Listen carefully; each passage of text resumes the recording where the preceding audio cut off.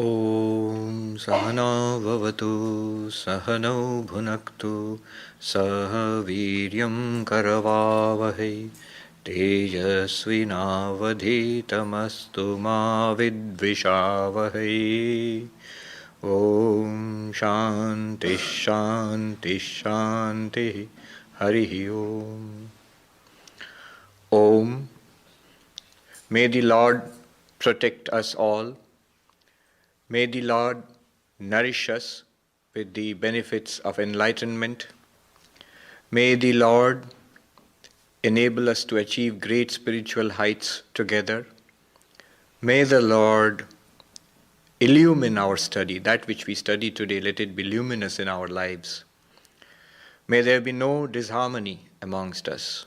Om, peace, peace, peace.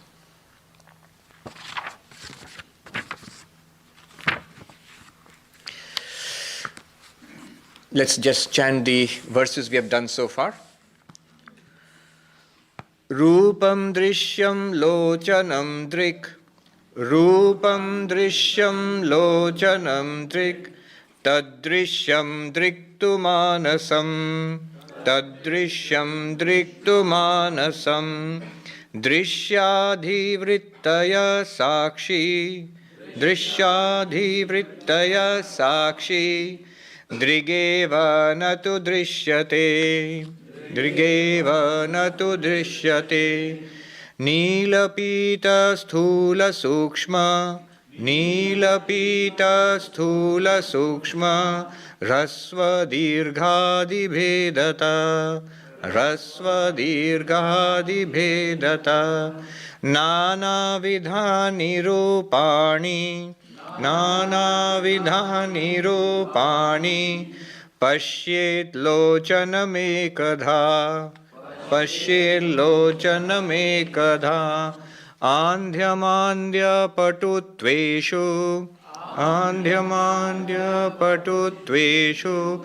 Netra dharmeshu chaikadha. Dharmeshu chaikadha. Sankalpayen manashrotra. Sankalpayen manashrotra. Tvagado yojyatamidam. Tvagado yojyatamidam. Kama sankalpa sandeho. Kama sankalpa sandeho. Shraddha shraddhe dhriti tare. Shraddha shraddhe dhriti tare. Rirdhir bhirityevam. Rirdhir bhirityevam.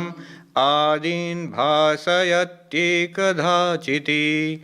Adin bhasayatyekadhachiti. Nodeti nastametyesha. Nastametyesha. Na vriddhim yati nakshayam. Na vriddhim yati nakshayam. Swayam vibhatyathaanyani. Swayam vibhatyathaanyani. Bhasayet sadhanam vina. Bhasayet sadhanam vina. Advaita-Vedanta tells us that there is one non-dual consciousness, existence, bliss. Sat, Chit, Ananda. That is the only reality. The world of plurality that we experience is merely an appearance. And we, individual beings, human beings, we are in essence, in reality, none other than that non-dual existence, consciousness, bliss. The famous Sanskrit dictum, Brahma Satyam, Jagat Mithya, Jiva Brahmaiva Napara. Brahman alone is real. The world is an appearance.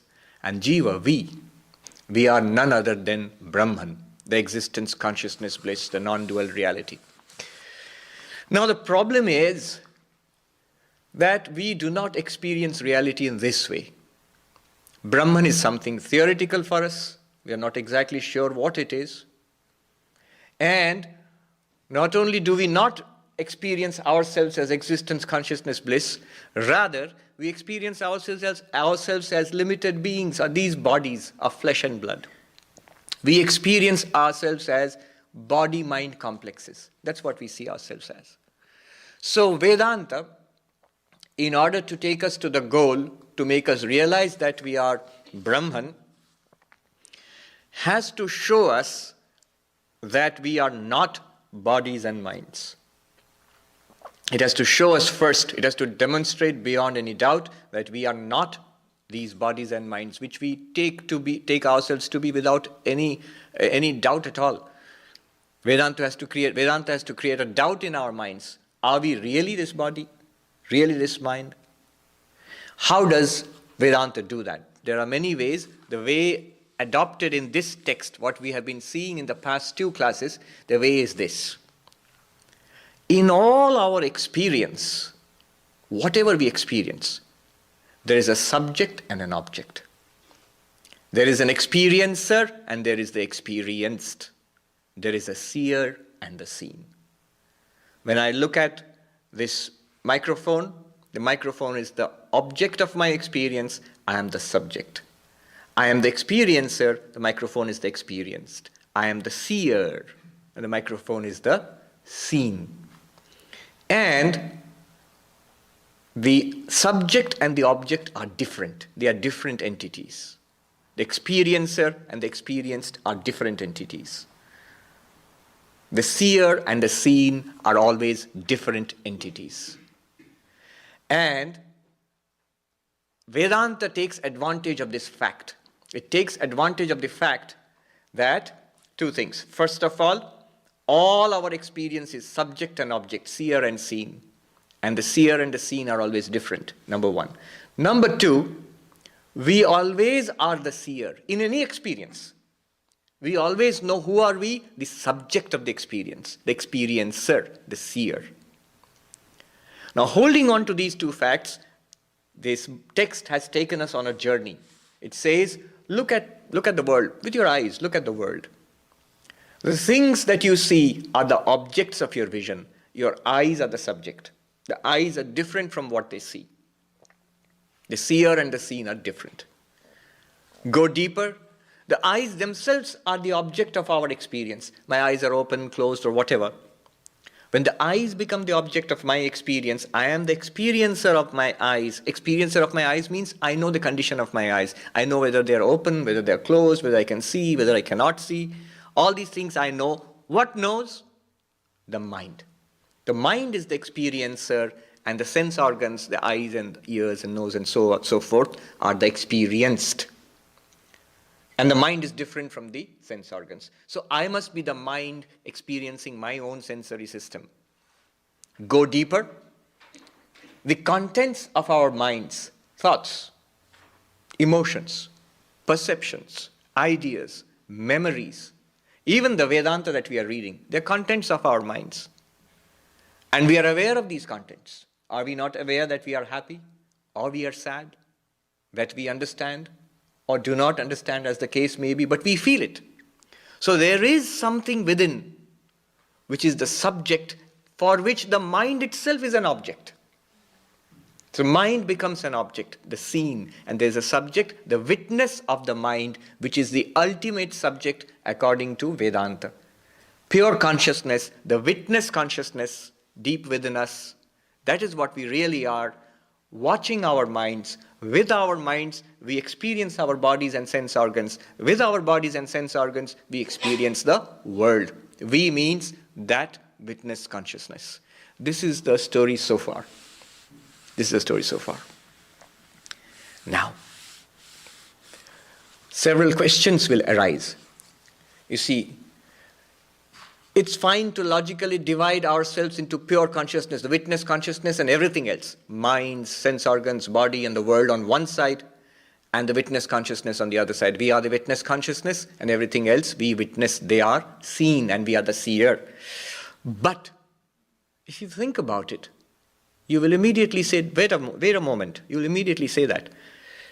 There is a difference between the way we experience this book, for example, or the microphone, and the way we experience our bodies.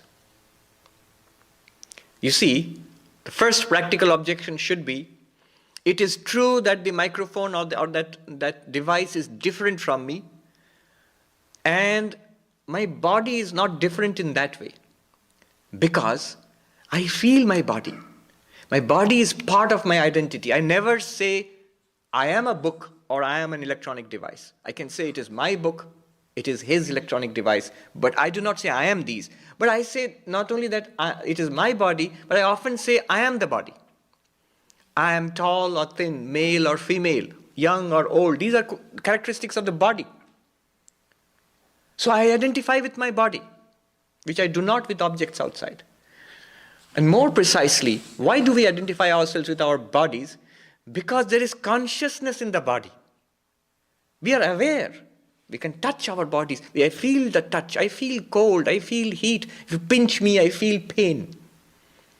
In one of the texts written by Shankaracharya, when he's talking about this discrimination between the body and the witness consciousness, the student says, "But sir, it hurts. Even after all this analysis, the body is an object, it still hurts." So why is it, if I am the witness consciousness, why is it that I feel consciousness in the body? Not only that, my sense organs are bright with consciousness. I see, it's a conscious experience. It's not just a witness, I'm actually seeing. I hear. You can touch me, I feel it.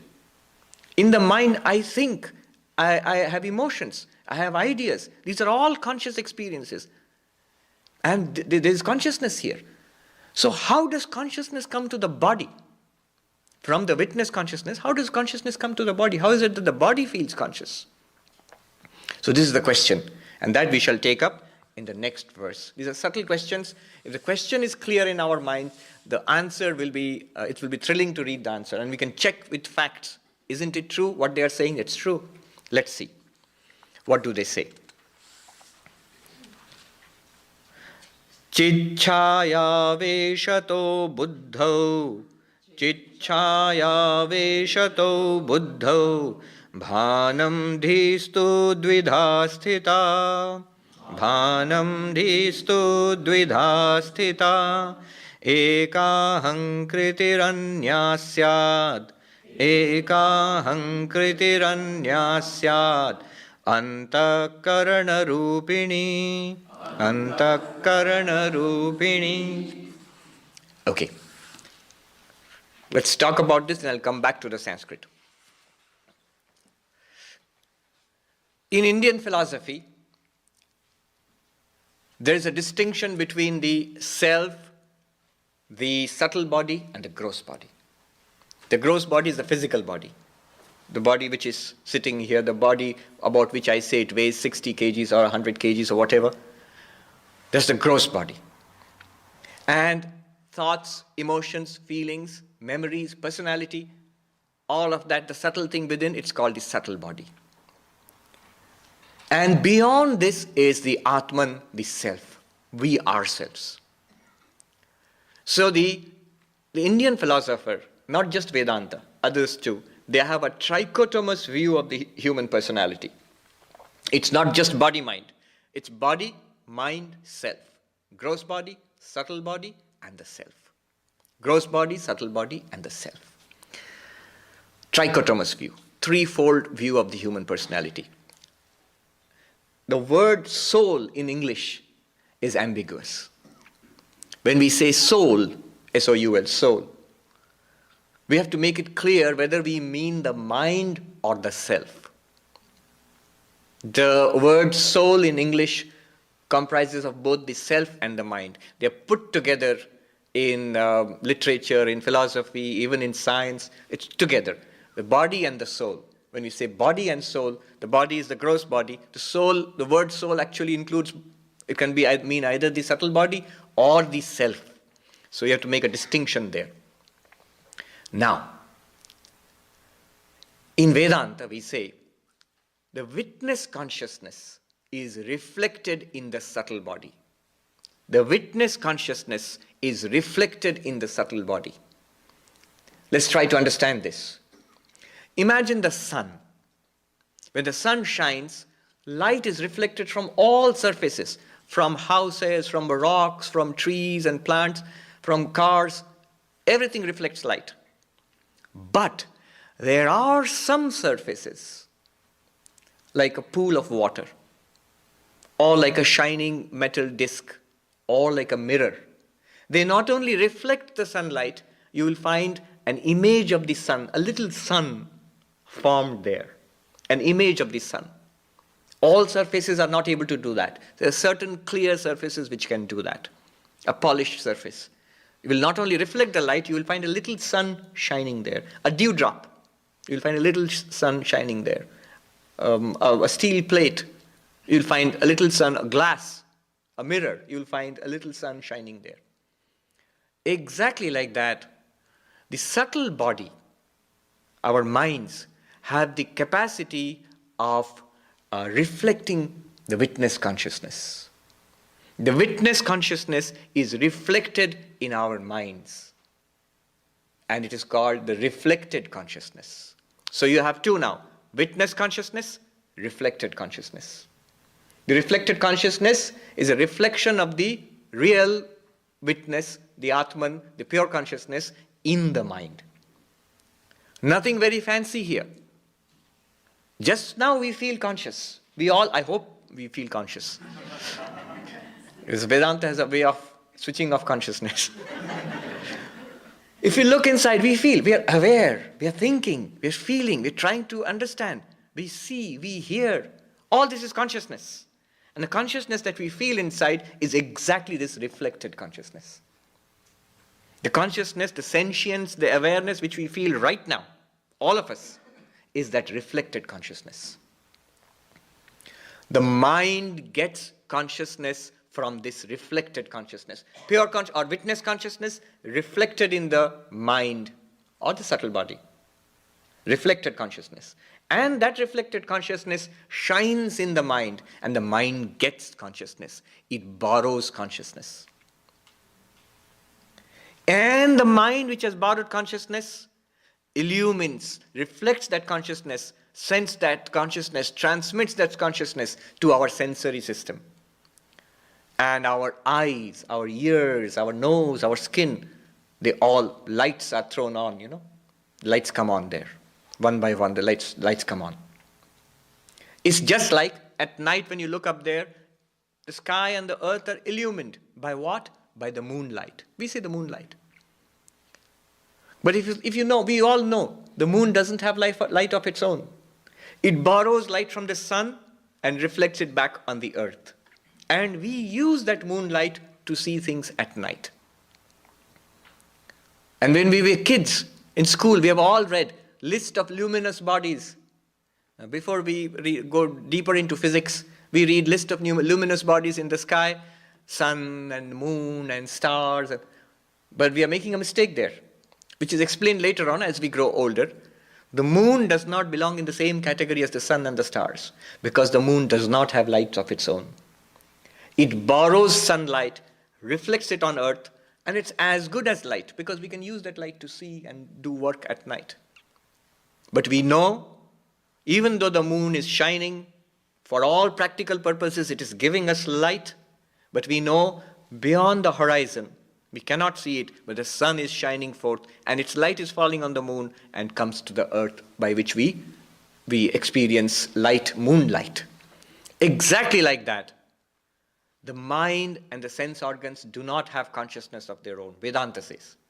It is the witness consciousness, the sakshi, the witness consciousness which we arrived at in the last two classes. That witness consciousness shining on the mind becomes the reflected consciousness. And that reflected consciousness illumines the mind. And the sense organs borrow consciousness from the mind. And the body now borrows consciousness from the sensory system. To the point that the sensory system functions, the Upanishad says, Anakagrat, I have spread myself up to the tips of my fingernails. I have spread myself up to the tips of my fingernails. Up to this point, I am. We all feel that right now. Beyond this, I am not. This is me, this is not me. How does that work? Because this body is conscious. Where did the body get consciousness from? Does it belong to the body? No, it does not belong to the body. How do you know it does not belong to the body? Because sometimes the body is conscious, and when the body dies, or when we fall unconscious, the body loses consciousness. It does not act as a conscious being anymore. So the body does not have its own consciousness. You see, there is this concept of intrinsic consciousness and borrowed consciousness. What's the difference? Borrowed consciousness is that which comes and goes. Intrinsic consciousness is that which stays. A very simple example would be when we cook. The fire is burning, and we put a vessel on the fire, and we put water in the vessel, and we put vegetables in the water. After some time, the vegetables are hot. They get boiled. So the vegetables, the heat of the vegetables, the heat in the vegetables, does it belong to the vegetables? If it did, it would always be hot. But if you switch off when you serve it, put it out there, very soon the vegetables are cold. So the heat does not belong to the vegetables. When they were in the refrigerator, they were cold, and in the pan they are hot. When you serve them out, after some time they become cold. So it becomes cold because the heat in the vegetables was borrowed. Borrowed from what? From the boiling water. Does the water have heat of its own, intrinsic heat? No. Because it was cold earlier, now it's boiling. And after some time it will become cold again. Therefore it has borrowed its heat. Where has the water borrowed the heat from? From the pan, which is red hot. Does the pan have heat of its own? No. It's borrowed its heat. Where has it borrowed its heat from? From the fire. And the fire, where has it borrowed its heat from? It has heat of its own. As long as the fire lasts, it will be hot. It has intrinsic heat. Whenever the fire is there, it is hot. Consciousness is borrowed in the body from the sensory system, the nervous system. And the sensory system has borrowed consciousness from the mind. And the mind has borrowed consciousness from the reflected consciousness. And the reflected consciousness is borrowed from the sakshi, the witness consciousness. And the witness consciousness is borrowed from nobody. It is intrinsic consciousness. It is consciousness itself. It's always there. It's always consciousness. Whereas the mind and the sensory system lose consciousness.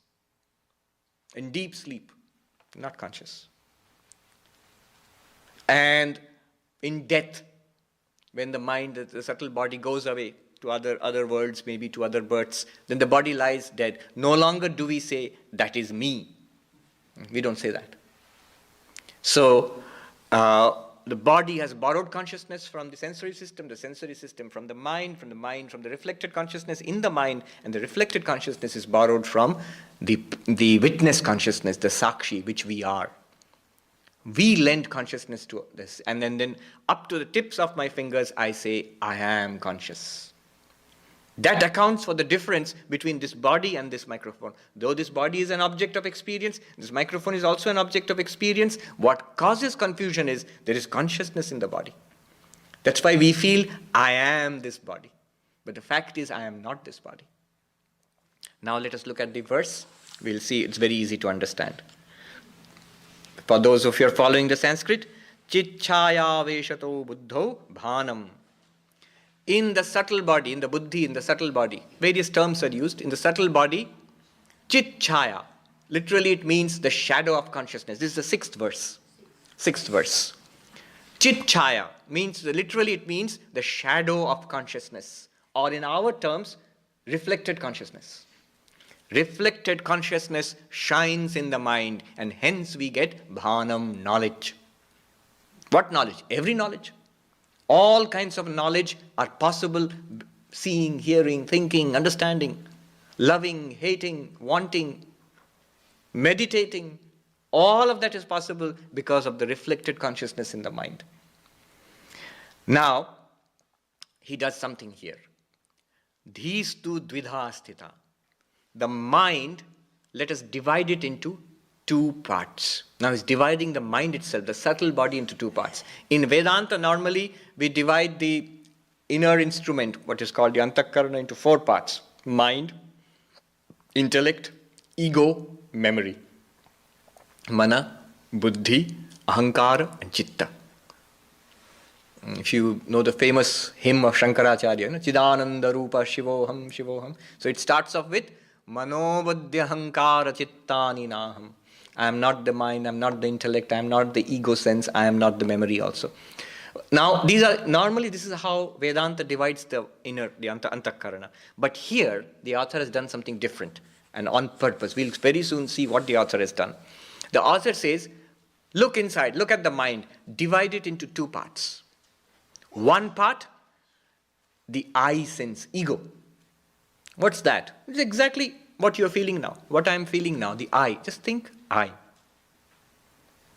I, Sarvapriyananda, I am sitting here. I am speaking, the I. That's one part of the mind. The other part of the mind, the rest of the mind. Intellect, the mind itself, memory, manas, buddhi and chitta.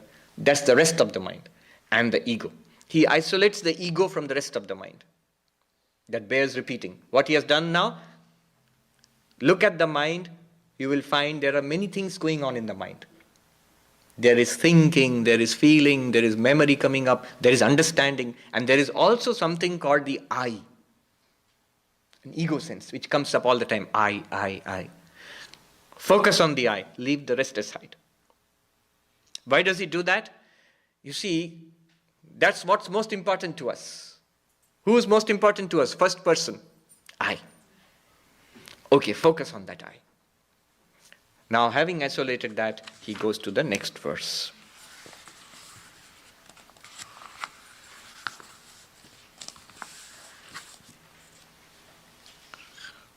Chaya hankarayoraikyam ahankarayoraikyam taptaya pindavanmatam tadahankaratadaatmyat dehashchetanatamagat.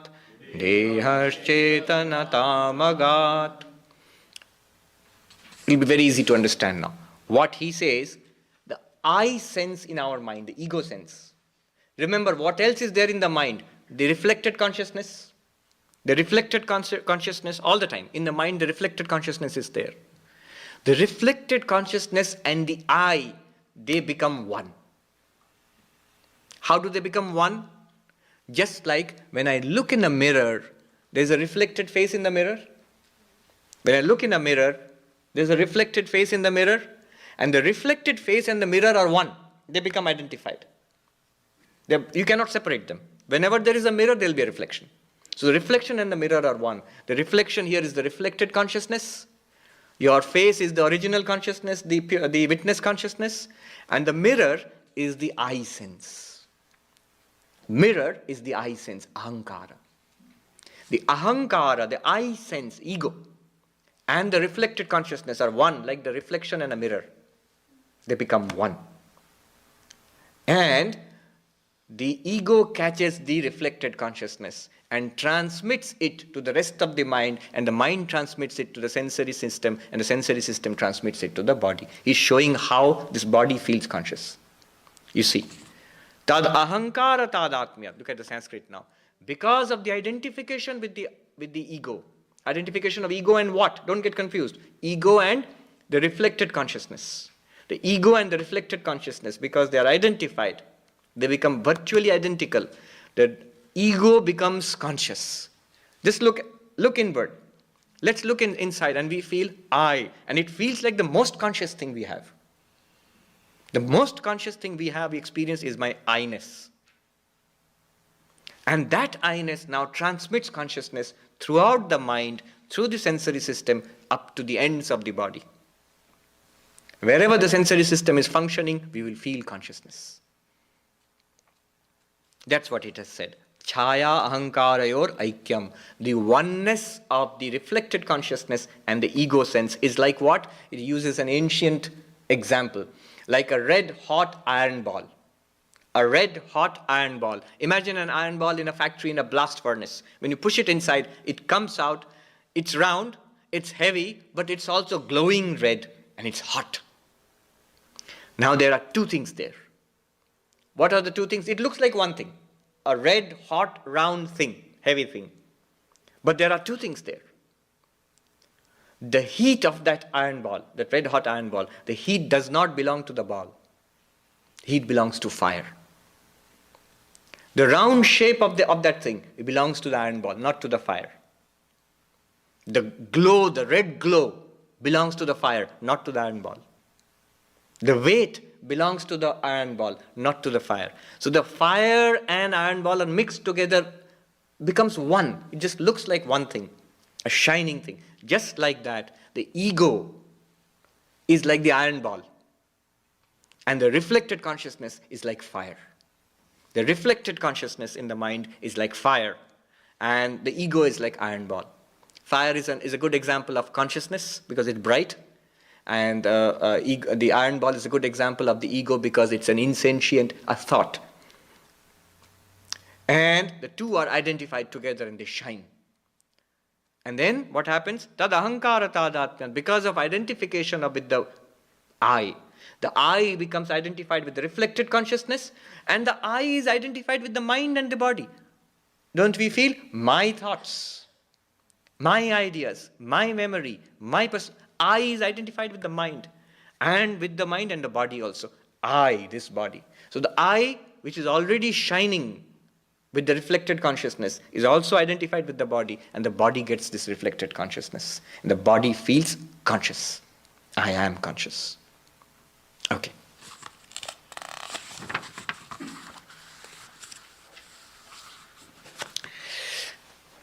Eighth verse and ninth verse.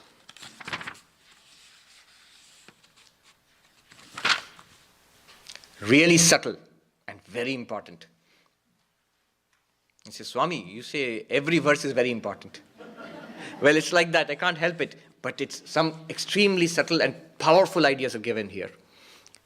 I guarantee it. If we get what they are saying, we'll already feel the bounds of Maya loosening. I'll go over this material slowly. What he has done so far, he has isolated the I. Focus on the I. I, the ego sense, me. Focus on it. Now, what are the other things around it? One is the reflected consciousness. Another one is the actual original witness consciousness. And the third thing is the body. The body, the witness consciousness, and the reflected consciousness. These are the three things around what? Around me, I. Aham, I. There is a reflected consciousness. There is a witness consciousness according to Vedanta. And there is the body, I can see that. Now, what he's going to do is, he's going to show us, he's going to ask the question, what is my relationship to the body? What is my relationship to the reflected consciousness? And what is this I? What is its relationship to the witness consciousness? Three questions. What is the relationship of the I, that I which I'm feeling right now? That I, what is its relationship to this body? And the I which I'm feeling right now, what is its relationship to the reflected consciousness? What is the reflected consciousness? Just the consciousness we are feeling right now. All of us, we are feeling conscious, sentient, aware. What is its relationship? What is my relationship to consciousness? That I's relationship to consciousness. And what is the I's relationship to the witness consciousness, the Sakshi? These three questions. Let us see. The answer will give us a vivid picture of our current situation, what we are right now, and what we have to do. Ahankarasya tadatmyam chichaya deha sakshibhi sahajam karmajam bhranti janyam cha trividham kramat. Beautiful verse. He says, I am identified with three things. I am identified with the body, I am this. I am identified with the consciousness, because every time I think I, it's a conscious experience. I am conscious. And there is the witness consciousness, which according to Vedanta I really am. So I should be identified with that also. So these are the three things with which I am identified. The ego, the I, is identified with the body, with the reflected consciousness in the mind, and with the pure consciousness, witness consciousness, the sakshi. What kind of relationship? What kind of relationship do I have with these three things? With the body, with the reflected consciousness, and with the real pure consciousness, Satchidananda, with the sakshi witness. The answers are crucial. He gives the three answers. Sahajam, natural. Karmajam, born of karma. And Bhrantijanyam, born of error. First of all, my relationship, the relationship of the I with the reflected consciousness is natural. Just like a mirror and the reflection. Wherever I put a mirror in front of me, my face will be naturally reflected in the mirror. Mirror and the reflected face will always be together. How long? As long as the mirror is there and the face is there, it will be reflected. It's the very nature of the mirror to reflect. So the I sense will always feel conscious. Because pure consciousness, witness consciousness is there. The I functions like a mirror. So there will be a reflected consciousness with the I always. Reflected consciousness and I have a natural relationship. Whenever there is an I sense, there will be a reflected consciousness. Whenever there is a reflected consciousness, it means there will be an I sense. Natural. They go together. The relationship between I and the body, karmajam, born of karma. This body we have got, according to Vedanta, we have got this body because of our past karma. We have got this body because of our past karma. The good and the bad together have come together to give us results. A part of our karma. We have liquidated a part of our assets in the bank. And that liquidated asset is our karma for this life. The good and the bad. The good karma gives rise to pleasant experiences. The bad karma gives rise to unpleasant experiences. And you know what they say in Vedanta? If you have really good karma, if you have good karma, you have pleasant experiences. If you have really, really good karma, you come to Vedanta. Yeah, I'm not joking. They say that. You get a guru. You hear of Vedanta. You get a guru and a mantra, and you hear of Vedantic doctrines. Is a sign of great good karma. So I congratulate all of you. So the karma gives us this body. This body is born of our karma. As long as my present karma, the karma of this life, technically called prarabdha karma, as long as the prarabdha karma of this life lasts, the body will last. When this particular part of my karma is exhausted, the body will die. And I am related to this body as long as that karma lasts. The moment that particular karma is finished, the karma for this life is finished, the body will die and my relationship with this body will snap. I will no longer say, I am the body. They will take it and burn it or cremate it or bury it or whatever. I don't say I am that. I transmigrate. I go to another body, produced again by my new karma, with which I will have a relationship. This is the second thing. My relationship with the body is born of karma. As long as karma lasts, I will have to say, I am this body. When karma is finished, body dies, and I will no longer say I am this body. Now comes the crucial question, the real crucial question. What is my relationship, the I feeling, bear down here, concentrate here. The I feeling which we have right now, what is its relationship to the witness consciousness? That is the question. What is its relationship to Brahman, to Atman, to existence, consciousness, bliss? All the same thing. Witness consciousness, Brahman, Atman, Satchidananda, all the same thing. What is the relationship of Brahman, Satchidananda, Atma, Sakshi, witness consciousness, pure consciousness, whatever you call it, with the I feeling which I've got right now?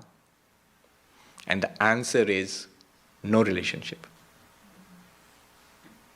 There is no relationship. Bhranti janyam, it is born of error. We, the pure consciousness, we feel I in this body, it's born of error. I am really not I. Yes. You see, we chant it lovingly. Mano buddhya hankara chittani naham. Do you know what it translates into?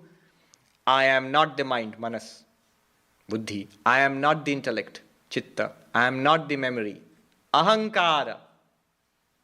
Mano buddhya hankara chittani naham. Ahankara. Ego. It literally translates as I am not the ego or I am not the I. The witness consciousness which you or I really are, we are the witness of the I. You have to take one step back from the I, the ego. Take a step back from the I to merge into your real existence consciousness bliss. It is not the ego who will get freedom. Moksha, mukti, nirvana, enlightenment. The ego will never get freedom or enlightenment. You will get freedom from the ego. The I does not become free. You will be free from the I.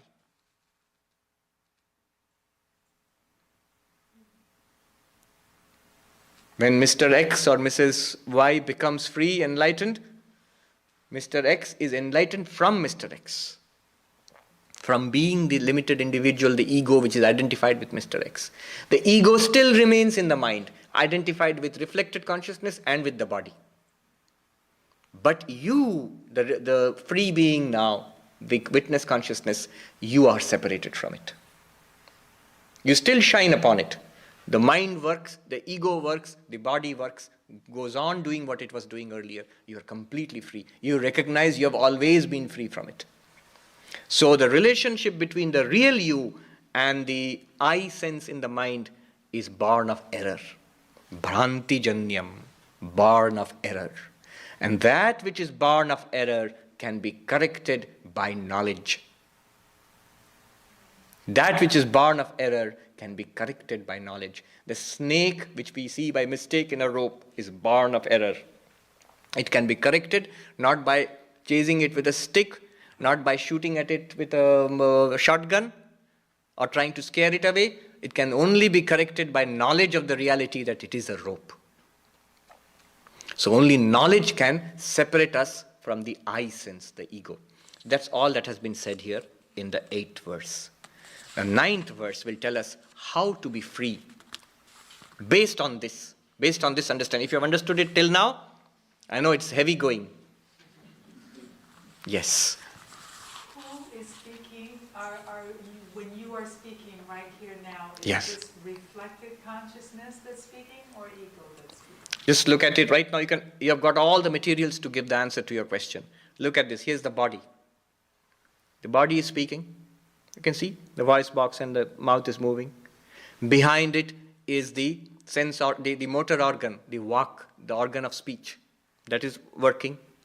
Behind it is the mind, intellect, memory, I sense, and reflected consciousness. All of those are working, isn't it? Because I feel I'm conscious. I feel I am speaking. I am using my memory. I am using my understanding. And what Vedanta says is, in the background of all that is the real I, the real Sarvapriyananda, which is the witness. Because of the witness, consciousness shines in the mind of this being. That's reflected consciousness. That reflected consciousness illumines the I sense in the mind of the being. The I sense becoming illumined by reflected consciousness illumines the rest of the mind. And from that, the body and sense organs, they all get consciousness and start functioning. Who is speaking then? It's a combination of all of them. It's a combination of all of them. It is the pure consciousness, limited by a mind and an ego and a body, that is speaking. So if I get illumination, will I stop speaking? No. Speaking is at the level of the body, at the level of the mind. That can go on, there's no problem. In fact, this will tell us what will happen. based on this understanding. How do we snap these three relationships? I and the body. How will I be free from this body? I and reflected consciousness. How will I end the relationship between myself and reflected consciousness? This I sense and pure consciousness or witness consciousness. How can we snap this relationship? How can I remain as witness consciousness? These three are answered here.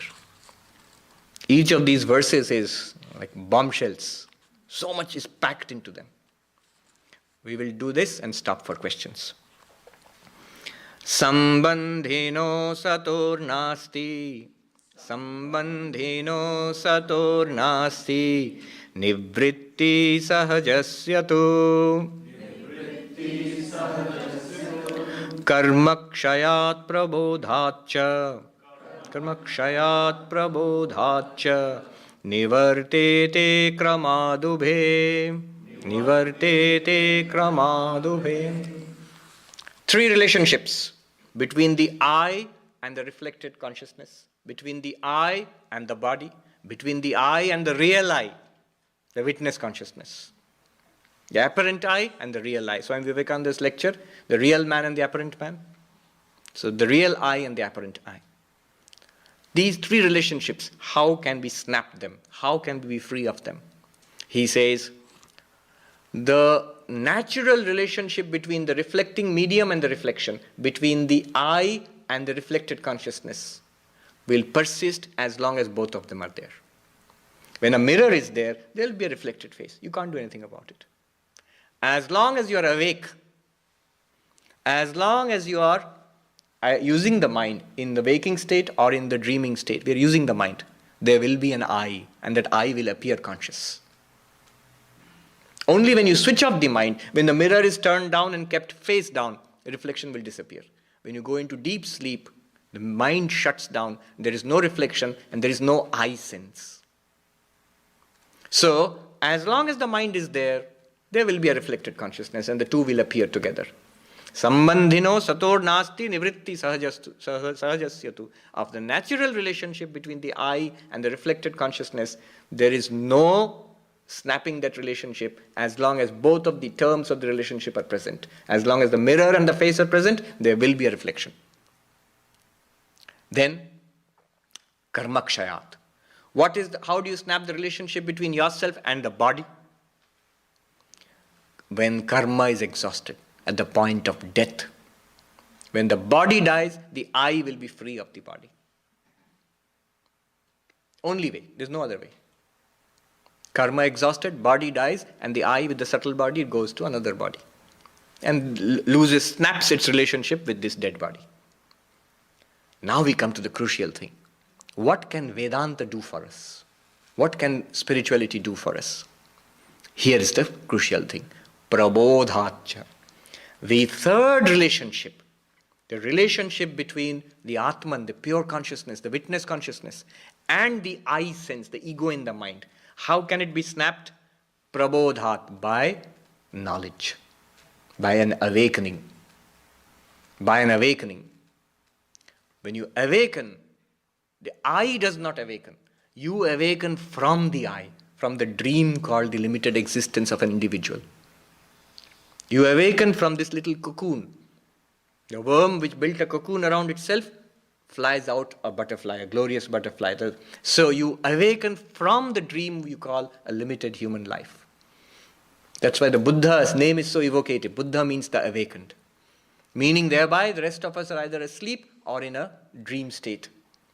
So awaken from the dream of being a limited individual, limited human being.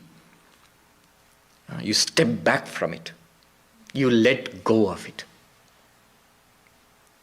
There is no awakening, illumination, freedom, enlightenment for the body. The only fate of the body, I'm sorry to say, is death. From dust it has come, it will go back to dust. And sooner than we think, unfortunately. Every day it is going back to dust. There is no enlightenment for the body. It will not survive death. But the subtle body survives death. The subtle body, the mind, intellect, according to Vedanta, according to every religion, not just Hinduism. Religion is based on the fact that the subtle body survives death. But there is no enlightenment for the subtle body also. It will go from birth to birth, gathering experiences. The moment that enlightening knowledge comes, that the reality, the pure consciousness, the witness consciousness remains in its, as we say, sway mahimni, in its own glory. The subtle body dissolves back into nature. Subtle body, like the physical body, was provided by nature, provided by Maya, by Prakriti. If you are a Sankhya philosopher, you will say Prakriti provided you with the subtle body. If you are an Advaitin, like most of us here, they will say Maya provided you with this subtle body. But what has come from Maya or Prakriti or whatever, it means nature. It will go back to nature. Physical bodies, we have had many. Subtle bodies, each of us has one. When we get enlightenment, the subtle body also dissolves. And the Atman, pure consciousness, remains in its real glory as existence, infinite, consciousness infinite, bliss infinite. Prabodhacha, by enlightenment, by knowledge. So the sword of knowledge can cut the knot of ignorance. It will not free the I sense from the body, but it will free you, the real I, the witness, from the body and mind, from the I itself. How we will do that? How will that knowledge free me, and how will I get that liberating experience when I can become free from myself? So there will be these exercises which will be given at the end. And don't flip. Now I can see some people flipping immediately. Let's go straight to the end. You cannot do that. Because we need to have certain foundation for that. Then we will go into that. 6 exercises will be provided at the end. It will take us through a graded course of meditation and thinking and philosophical thinking, by which we will realize ourselves to be pure consciousness. Not only that, we will realize this world itself to be pure consciousness. I started with the statement that advaita-vedanta says there is only one reality, existence, consciousness, bliss.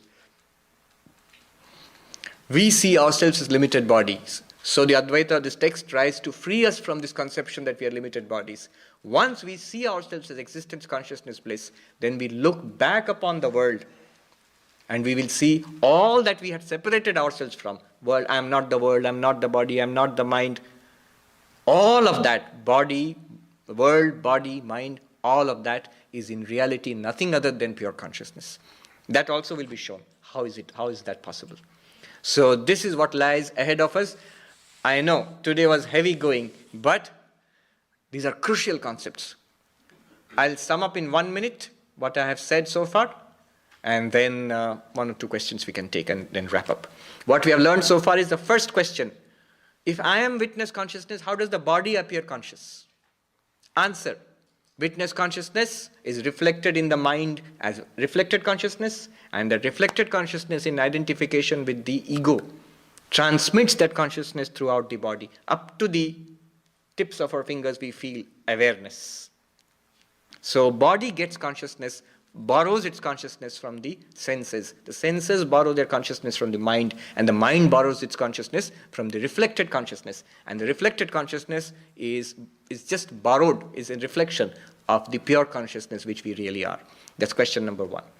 Then the I sense, that's what we learned. The I, the ego, is related to the body, to the reflected consciousness, and to the real witness consciousness. How is it related? 3 relationships. With the body, because of karma. With the reflected consciousness, it's natural. Whenever the I will be there, it will appear to be conscious. And with the pure consciousness, witness consciousness, no relationship, error. How can we snap these relationships? Born of karma, a natural born relationship, and the relationship born of error. How do we correct them? That which is born of karma can only be snapped by death, when karma is finished. That which is natural can never be snapped. Whenever there is I, there will be consciousness. I consciousness. But what can be snapped is the relationship between the I sense in the mind and the pure consciousness which I really am. That will be snapped by knowledge. Knowledge comes in the mind, and the mind separates itself. We see that it is separated. I am not it. I am not even the I. Ahankaranam. I am not even the I. I am the light shining behind the eye. One of these stotras of Sri Ramakrishna says, Buddhescha sakshi, yo vetti sakalam nachayasya vetta. The witness of your intellect, that which watches the intellect from behind the intellect, and the one who knows everything, but whom you cannot know. That is actually an adjective used for Sri Ramakrishna. It is none other than the witness consciousness which you or I have all the time, which we are really. All right, one or two questions. There's a question there, yes? The subtle mind doesn't dissipate upon death like the gross body? Which the subtle body. Subtle body does not dissipate. That's what's called the soul sometimes in English. It goes from body to body. That's what we say it'll come later on. When we die, it's a subtle body. If you want details in Vedanta, they'll talk about pranamaya kosha, manomaya kosha, vijnanamaya kosha, and with the anandamaya kosha also. So these go to another world or other bodies. This is what is reborn again and again and again. This is the individual. But we are beyond that. We are not even those things. We are the pure consciousness. So it doesn't dissipate. It dissipates only at the end of a cycle of births and deaths when we get enlightenment. Yes. So you talked about the awakening, dream state and the deep state. Yes. But you also said that there is no I consciousness in the deep state. True. Look at your experience. But you are experiencing the deep sleep also. Yes. You are experiencing without I consciousness. What Vedanta says is, it's a good question. In deep sleep, the mind does not function. Because nobody feels, I am in deep sleep now. If you feel that, you are not in deep sleep. Sometimes children are teased by parents in India to find out if the kids are naughty, especially if they get very naughty at bedtime. They become hyperactive. And sometimes they pretend to sleep because mummy is scolding them. So the mummy says, if the little boy is truly asleep, his left foot will move. And if the tiny left foot moves a little, you're caught, you're not sleeping. The mind is still functioning there. You're not really asleep. If you're asleep, the mind wouldn't function. There would be no I consciousness. And yet you experience a blankness. So what experiences the blankness in deep sleep without the mind? There is no awareness of the world. There is no awareness of the body lying on the bed. There's no awareness of mind, dreams, thoughts, memories, nothing. And yet a blankness is experienced. What experiences the blankness? It is the pure consciousness alone. The sakshi, the witness. The witness with the body and mind experiences the presence of objects. The witness in deep sleep experiences the absence of objects. The absence of objects of experience is what we call deep sleep. Witness is constant. One more question and we are done. Yes, there's a question in the back. Can knowledge exist without the mind? Can knowledge exist without the mind? No. So then how will knowledge free us from the mind? How knowledge will free us from the mind? Yes. So the confusion also exists in the mind. You see, ignorance also cannot exist without the mind. Ignorance is the root state of the mind. It's called the causal body. I have not entered into that. The karana sharira. And that is destroyed by knowledge. What happens is, a beautiful question, it's a very deep question. Where does knowledge exist? Knowledge exists only in the mind, nowhere else. After all, let's see, any kind of knowledge, just see, physics, chemistry, English, German, where does it exist? Not in my thumb. It's in the mind. Knowledge cannot exist in the kidney or in the lungs, it's in the mind. Now, knowledge is in the mind, and where is ignorance? Also in the mind. And where does knowledge remove ignorance? In the mind. So in the mind is the ignorance that I am this body and mind. I have no idea of my nature as pure consciousness. There comes the knowledge of my pure consciousness which Vedanta provides, and that destroys the ignorance in the mind. And the pure consciousness which was always there reveals itself. It's always there. I know it actually sounds pretty logical, That's what happens. That's why in Vedanta they say, knowledge will not give you pure consciousness. Knowledge will only remove ignorance. Then what about that knowledge? It remains in the mind. You as a pure consciousness, you have nothing more to do with that knowledge also. That's why Sri Ramakrishna uses a strange story. He says, a thorn has pricked your flesh. A thorn has pricked your flesh. Now you want to remove that thorn. You take another thorn and remove that thorn. Now will you keep the second thorn in your flesh also? You'll throw that away also. Now what does that mean?